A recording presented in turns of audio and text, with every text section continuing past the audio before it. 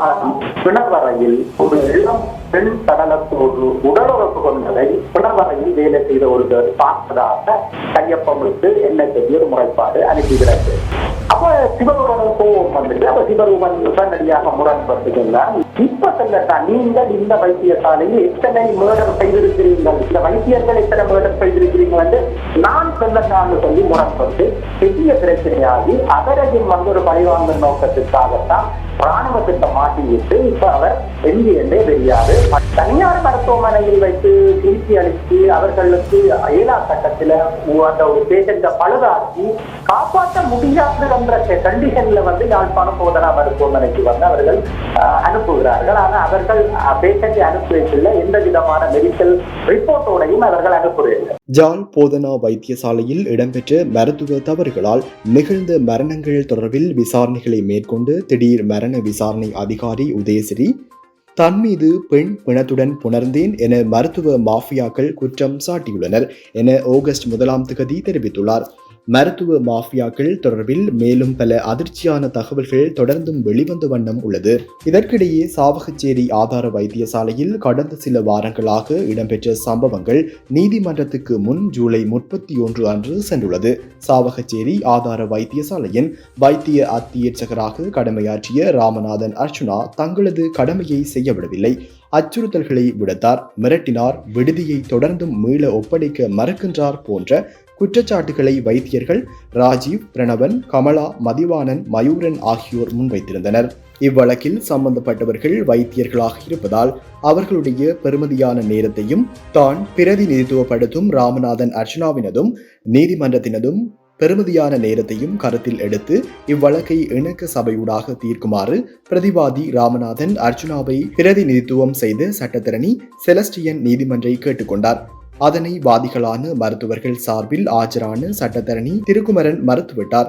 ராமநாதன் அர்ச்சுனாவை வழக்கிலிருந்து தப்பித்துக் கொள்ள அனுமதிக்க முடியாது என திருக்குமரன் வாதிட்டார். அர்ச்சுனாவுக்கு எதிராக மேலதிக சட்ட நடவடிக்கைகள் தொடரப்படும் எனவும் திருக்குமரன் சுட்டிக்காட்டினார். இதற்கு பதிலளித்து ராமநாதன் அர்ச்சுனாவின் சட்டத்தரணி செலஸ்டியன் அப்படியானால் வேலை நேரத்தில் பணியில் இல்லாது தனியார் வைத்தியசாலைக்கு சென்று பணிபுரியும் இம்மருத்துவர்கள் ஒவ்வொருவர் மீதும் பப்ளிக் சர்வீஸ் கமிஷன் விதிகளை மீறியதற்கு எதிராக சட்ட நடவடிக்கை எடுப்போம் என தெரிவித்தார். அவர் தொடர்ந்தும் நீதிமன்றில் தனது வாதத்தை வைத்தபோது இந்த வைத்தியர்கள் பணி நேரத்தில் பணியில் ஈடுபடாமல் வைத்தியசாலையில் ஓவர் டைமையும் பதிந்து பெற்றுவிட்டு தனியார் மருத்துவமனையில் பணியாற்றியுள்ளனர், மக்களின் வரி பணத்தை இந்த வைத்தியர்கள் சுரண்டியுள்ளனர் என்றும் சட்டத்தரணி செலஸ்டியன் சாவகச்சேரி நீதிமன்றில் தெரிவித்தார். வழக்கை விசாரணை செய்து நீதவான் ஆயூச்சன் இது ஒரு மிரட்டல் என தெரிவித்தார். அவர்கள்தான் பிரதிநிதித்துவப்படுத்துபவர் மீது மேலதிக நடவடிக்கை எடுப்போம் என மிரட்டியதால் தான் அவ்வாறு கூற வேண்டி ஏற்பட்டதை சட்டத்தரணி செலஸ்டியன் சுட்டிக்காட்டினார். வைத்தியர் பிரணவனுடைய பிரபல்யமான மேற்கோளாக மாறிய கோல்மியா சார் என்பது பற்றி குறிப்பிடுகையில் கோல்மி அண்ணா என்பது எப்படி மிரட்டலாகும் என கேட்டார் சட்டத்தரணி செலஸ்டியன். எதிர்த்தரப்பு சட்டத்தரணி சயந்தனை எனக்கு தெரியும், அவருடன் சட்ட விடயங்கள் பற்றி பேச இருந்தது, அதற்காக நான் அவருக்கு போன் பண்ணினேன், மெசேஜ் அனுப்பினேன், அதற்கு என் மீது மிரட்டல் வழக்கை பதிவு செய்ய முடியுமா என கேள்வி எழுப்பினார் சட்டத்தரணி செலஸ்டியன். மேலும் ராமநாதன் அர்ச்சுனாவிற்கு வழங்கப்பட்ட விடுதியில் அர்ச்சுனாவிற்கு தேவையான ஆதாரங்கள் பல உள்ளது, அதனை விட்டால் ஆதாரங்கள் காணாமல் போய்விடும் என்றும் சட்டத்தரணி செலஸ்டியன் அங்கு சுட்டிக்காட்டினார். காலை 9 மணியளவில் நீதிமன்றம் வந்த வாதிகளான மருத்துவர்கள் சாவகச்சேரி நீதிமன்றத்தின் இடதுபுறம் சுவரோடு ஒட்டியவாறு இருந்த வாங்கில் அமர்ந்து கொண்டனர். பல்வேறு வழக்குகளுக்காக வந்திருந்தவர்கள் மத்தியில் இந்த வைத்தியர்களும் அங்கு வந்து காத்திருந்தனர். பிரதிவாதியான ராமநாதன் அர்ச்சுனா பார்வையாளர்களின் இருக்கையில் நடுவே போடப்பட்ட இருக்கையில் இருந்தார். இந்த வழக்கு மேலதிக தகவல்கள் விசாரணைகளுக்காக செப்டம்பர் 11 ஒத்திவைக்கப்பட்டது. அதேபோல் வைத்தியர்களுக்கு எதிராக அர்ச்சுனாவால் கொண்டு வரப்பட்டு தன்னை தாக்கியது, மொபைல் போனை பணத்தை பறித்தது சம்பந்தப்பட்ட வழக்கில் மேலதிக சாட்சியங்கள் விசாரணைகள் மேற்கொள்ளப்பட வேண்டும் என்பதால் இவ்வழக்கும் செப்டம்பர் 11 ஒத்திவைக்கப்பட்டது. சாவகச்சேரி நீதிமன்றில் வைத்தியர்களால் தொடரப்பட்ட இந்த வழக்கு வைத்தியர் ராமநாதன் அர்ச்சுனா தங்கள் மீது பொய் குற்றச்சாட்டுகளை சுமத்திவிட்டார், அதற்கான ஆதாரங்களையோ மான நஷ்டத்தையோ கோரும் வழக்குகளாக இருக்கவில்லை.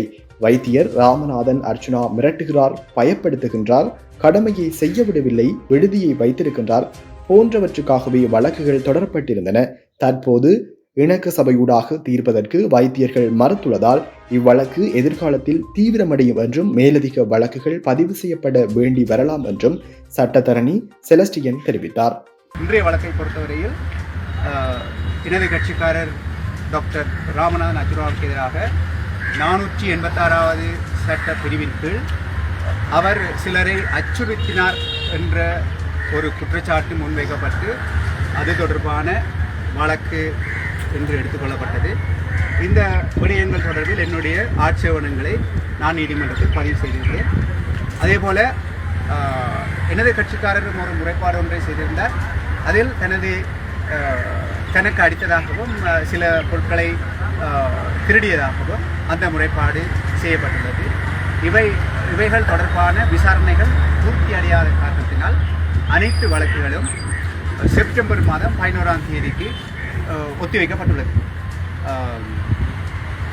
இதைவிட இந்த வழக்கை நாங்கள் ஆரம்பத்திலேயே ஒரு மருத்துவத்துறையில் உள்ளவர்கள் அவர்களுடைய நேரம் மக்களை பாதுகாப்பதற்காக செலவழிக்கப்பட வேண்டும், வீணாக நீதிமன்றத்தில் செலவழிப்பதை விட, நீதிமன்றம் முக்கியம்தான், நீதிமன்றத்தில் செலவழிப்பதை விட அவர்களுடைய நேரம் மக்களை பாதுகாப்பதில் செலவிடப்பட வேண்டும் என்ற காரணத்தினால் ஆரம்பத்திலேயே நான் இந்த வழக்கை இணக்கத்துக்கு ஒரு இணக்க சபைக்கு அனுப்பி சட்டப்பிரகாரம் இணக்கத்துக்கு கொண்டு வருமாறு நான் மன்றில் முன்வைத்த கோரிக்கையை அவர்கள் எதிர்த்தரப்பில் இருந்தவர்கள் ஏற்றுக்கொள்ளாத காரணத்தினால் இந்த வழக்கு இன்னும் வீரியம் பெறுவதற்கான வாய்ப்புகளும் மேலதிகமான சட்ட நடவடிக்கைகள் எடுப்பதற்கான அறிவுறுத்தல்களும் எனக்கு கிடைக்கப்பட்டுள்ளது.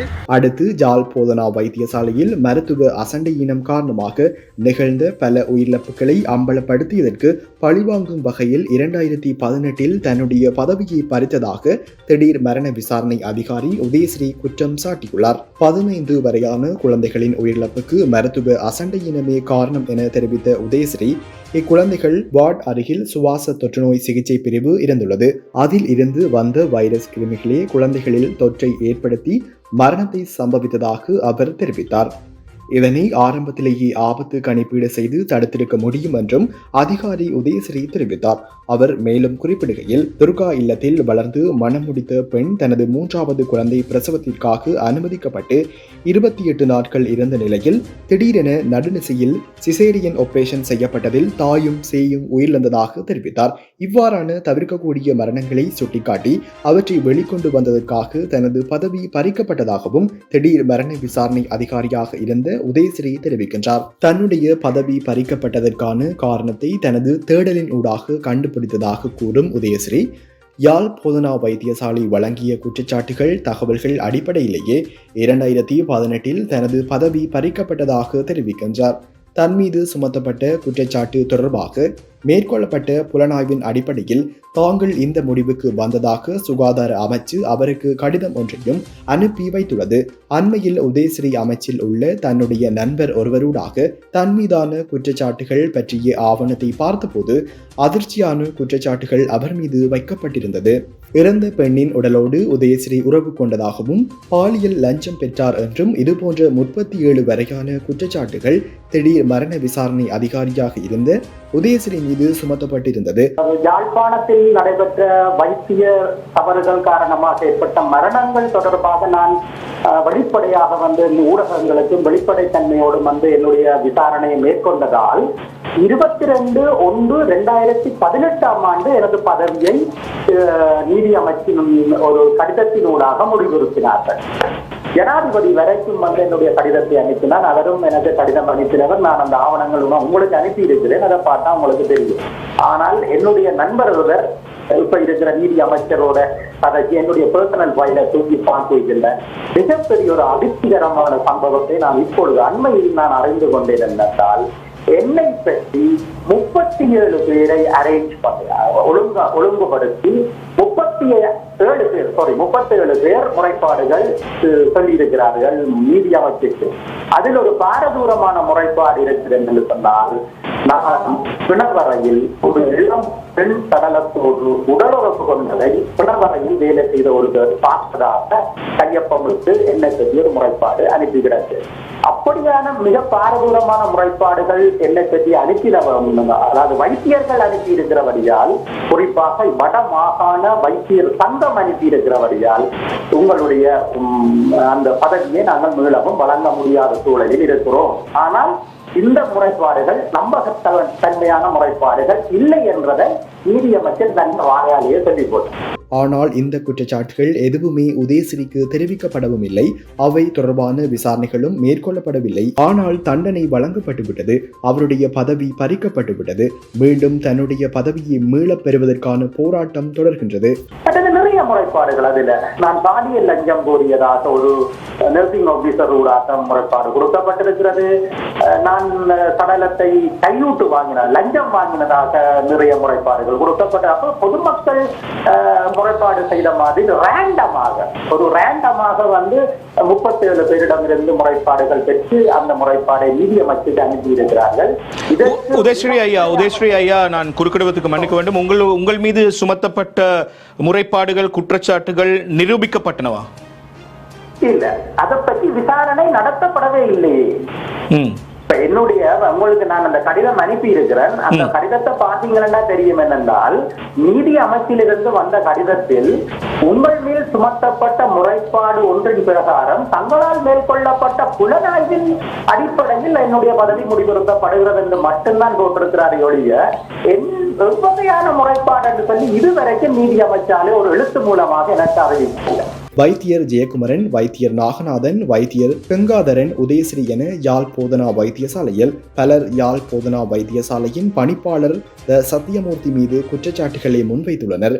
இவரின் கரங்களில் புலம்பெயர் தேசங்களின் நிதி பங்களிப்பு வலைப்பின்னல் இருப்பதாகவும், மத்திய அரசின் கீழ் ஜாழ் போதனா வைத்தியசாலையின் பணிப்பாளராக இருந்து கொண்டே மாகாண சுகாதார பணிப்பாளராகவும் இருக்கும் அளவுக்கு மாகாணத்திலும் மத்தியிலும் அரசியல் அதிகாரங்களோடு நெருக்கமாக இருக்கின்றார் என்றும், GMOAயுடன் செயற்படுவதாகவும், GMOAயின் மருத்துவ மாஃபியாவின் பங்காளிகளில் இவரும் ஒருவர் என்ற குற்றச்சாட்டு நாளுக்கு நாள் வலுவடைந்து வருகின்றது. தனியார் மருத்துவமனைகளின் வளர்ச்சிக்காக அவர்களை பாதுகாப்பு தனியார் மருத்துவமனைகளில் நிகழும் மருத்துவ தவறுகளை மூடி மறைப்பதிலும் யாழ் போதனா வைத்தியசாலை பயன்படுத்தப்படுவதாகவும் திடீர் மரண விசாரணை அதிகாரியாக செயற்பட்டு உதயஸ்ரீ தெரிவிக்கின்றார். மருத்துவ தவறுகள் மற்றும் சிக்கலான காரணங்களால் உயிரிழந்தவர்கள் கூட அவசர சிகிச்சைக்கு அனுப்பப்படுவது என்ற பெயரில் யாழ் போதனா வைத்தியசாலைக்கு உயிருடன் இருக்கின்றார்கள் என்ற அடிப்படையில் எவ்வித மருத்துவ குறிப்புகளும் இல்லாமல் அனுப்பி வைக்கப்படுவதாக உதயஸ்ரீ குற்றம் சாட்டியுள்ளார். தனியார் மருத்துவமனைகளை உருவாக்கியுள்ள அங்கு வந்து தங்களுடைய அந்த லாப நோக்கத்திற்கான அந்த தொழிலை மேற்கொள்வதற்காக திட்டமிட்ட வகையில் வந்து இவர்கள் யாழ்ப்பாணம் போதனா மருத்துவமனையை வந்து தரமுறக்க செய்கிறார்களோ என்ற சந்தேகம் ஏற்பட்டது. அதன் காரணமாக வந்து நாங்கள் 2017ஆம் ஆண்டு இது சம்பந்தமாக நாங்கள் ஒரு பொது பிரசுரங்களை விநியோகித்து நாங்கள் வைத்தியசாலை முன்பாக வந்து ஒரு மிகப்பெரிய ஆர்ப்பாட்ட போராட்டத்தை நாங்கள் நடத்தியிருக்கிறோம். அந்த ஆர்ப்பாட்டத்தை வந்து இப்பொழுது பணிப்பாளராக இருக்கின்ற சத்தியமூர்த்தி அவர்கள் மிகப்பெரிய அளவிலே விமர்சித்தார். சத்தியமூர்த்தி அவர்கள் அதனை விமர்சித்ததற்கான காரணம் என்ன? மருத்துவர்களையும் தனியார் மருத்துவமனைகளையும் காமாந்து பண்றதுக்காக நான் ஒரு நடவடிக்கையாகவே நான் கருதுகிறேன். ஏனென்று சொன்னால், நான் நேரடியாக வந்து நான் அவருடைய கேள்வி கேட்கல. தனியார் மருத்துவமனையில் வைத்து சிகிச்சை அளித்து அவர்களுக்கு ஏழா கட்டத்தில் அந்த ஒரு பேஷண்ட பழுதாக்கி காப்பாற்ற முடியாது என்ற கண்டிஷன்ல வந்து யாழ்ப்பாணம் போதனா மருத்துவமனைக்கு வந்து அவர்கள் அனுப்புகிறார்கள். ஆனால் அவர்கள் பேஷண்டை அனுப்புவதில்லை, எந்த விதமான மெடிக்கல் ரிப்போர்ட்டோடையும் அவர்கள் அனுப்புவதில்லை. சும்மா பேஷண்டை தூக்கி ஆம்புலன்ஸ்ல போட்டு அனுப்புகிறார்கள். அப்புறம் இவர்கள் வந்து புதுசாகத்தான் அட்மிஷன் போட்டு மெடிக்கல் ஹிஸ்டரியை வந்து இவர்கள் ரெடி பண்ணுகிறார்கள். சில வேளைகளில் வந்து இறந்த சடலத்தை தங்களுடைய மருத்துவமனைகள், அதாவது தனியார் மருத்துவமனைக்கு இது வைத்து இன்குவாரி பண்ணினால் தங்களுக்கு பிரச்சனை மன்றதுக்காக இறந்த சடலத்தை உறவினர்களுக்கு கொள்ளாமல் எமர்ஜென்சி என்ற போர்வையில் ஆம்புலன்ஸில் ஏற்றி யாழ்ப்பாணம் போதனா மருத்துவமனைக்கு அனுப்புகிறார்கள். அங்கே வந்து எங்கு எழுதப்படுகிறது என்று சொன்னால், ஸ்டேட்மெண்ட் வந்து ஒன்றில் டிராவலிங் டெத், அதாவது பயணத்தின் போது மரணம் என்று எழுதுகிறார்கள். என்னது போனால் ஓபிசி டெத், அவர் ஓபிசியில கொண்டு வந்து வச்சு இறக்கின உடனே அவர் மரணம் அடைந்துட்டார்கள். ஆனால் உண்மையில் அவர் தனியார் மருத்துவமனையில் இறந்திருந்தார். அதை உறவினர்களுக்கு சொல்லாமல் கொண்டு வந்து சேர்க்கிறார். இது என்னுடைய கவனத்துக்கு நான் ஒரு மரணத்தை அடையாளப்படுத்தி அது சம்பந்தமாக ஒரு கேள்வியை முன்வைத்த போது இது அவர் சொன்ன மறுமொழியில இது மெடிக்கல் எத்திக்ஸ். இது யாழ்ப்பாணம் போதனா மருத்துவமனை ஒரு ஒரு கல்வி மருத்துவமனை, அதாவது டீச்சிங் ஹாஸ்பிட்டல், அதாவது அந்த படிப்பிக்கின்ற வைத்தியசாலை, போதனா வைத்தியசாலை, போதனா வைத்தியசாலை, அது டீச்சிங் ஹாஸ்பிட்டல் என்று தான் அவர் சொன்னார். அப்ப அதை எங்க இருந்து என்ன வந்தாலும் தாங்கள் அதை ஏற்றுக்கொள்ள வேணும். அது மெடிக்கல் எத்திக்ஸ். அப்ப வந்தது சடலமாக வந்தவரா அல்லது உயிரோட வந்தவரா என்றதுக்கு எந்த விதமான ரிப்போர்ட்டும் இல்லை. ஆனா என்னுடைய கேள்வி என்னென்றால், ஒரு 10 நாள் தனியார் மருத்துவமனையில் வைத்து சிகிச்சை அளிக்கப்பட்ட பேஷண்ட் எந்த விதமான மெடிக்கலி ஆவணமும் இல்லாமல் தனியா கொண்டு யாழ்ப்பாணம் போதனா மருத்துவமனையில் ஒப்படைக்கும் போது அதை ஏற்றுக்கொள்வது சரியா என்பது ஒரு கேள்வி. ஏன் இவ்வளவு காலம் ஒரு மெடிக்கல் ஹிஸ்டரி இருக்கின்றார், அந்த டிக்கெட்டோட தானே டிரான்ஸ்பர் பண்ணி இருக்கணும்.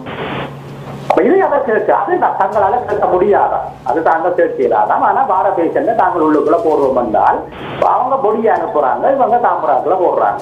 இதுதான் நடக்குது யாழ்ப்பாணம் போதரா மருத்துவமனையில.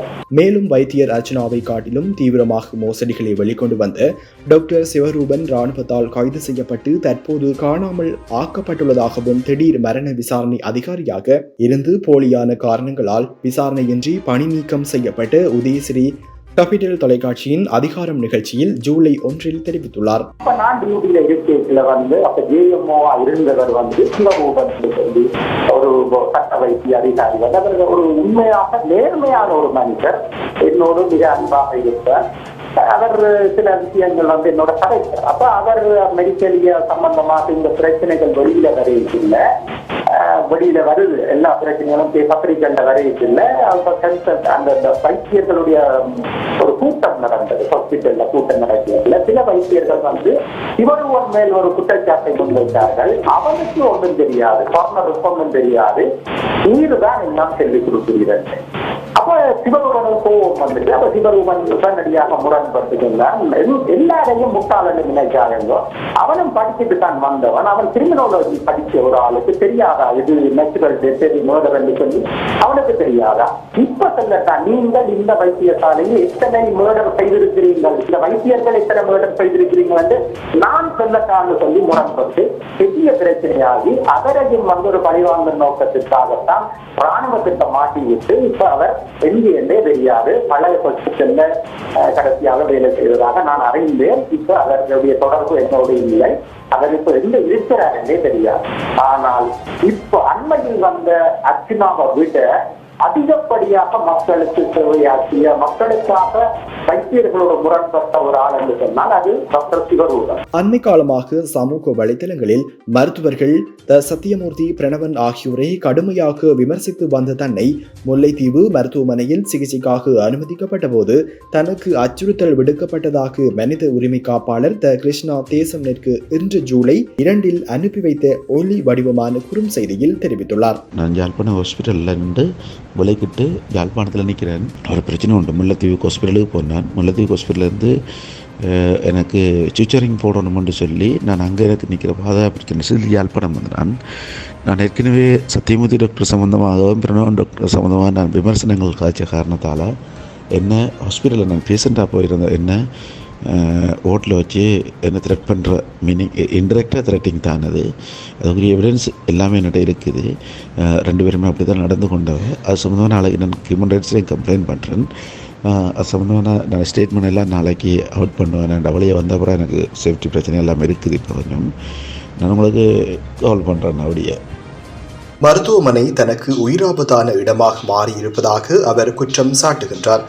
கிருஷ்ணா தேசம்னிற்கு சில நேர்காணலை தந்திருந்தமை குறிப்பிடத்தக்கது. மருத்துவ மாஃபியாக்கள் பற்றி ராமநாதன் அர்ச்சனா கொளுத்தி போட்ட தீ என்று அர்ச்சனாவை மீறியும் சுவாலை விட்டு எரிந்து கொண்டுள்ளது. இத்தீயை பரப்பி இந்த மருத்துவ மாஃபியாக்களையும் ஏனைய துறைகளில் உள்ள மாஃபியாக்களையும் சுட்டரிக்க வேண்டும் என்பதன் அடிப்படையில் ஒருங்கிணைக்க வேண்டும் என்ற கோஷங்கள் பரவலாக எழுந்துள்ளது.